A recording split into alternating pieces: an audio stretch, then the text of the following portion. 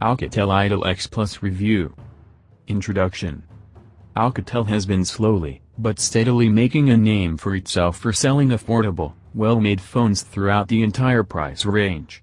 This year's Idol X Plus is their flagship and it's an affordable yet robust product.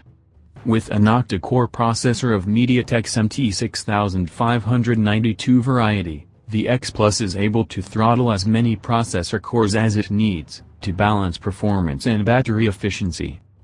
The Idol X Plus sports the same 5-inch full display of its predecessor, the Idol X, and puts on an extra 500 mAh of battery capacity, and dual SIM support, while adding just 1 mm to its thickness.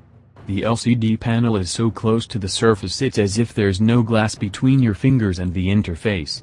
It also features a minimal amount of side bezels, both facts lending to the premium feel. But not all of the changes are for the better. To make room for the extra SIM slot, the Idol X Plus has lost the microSD card support of its predecessor, and it runs the same aging Android 4.2.1 Jelly Bean build.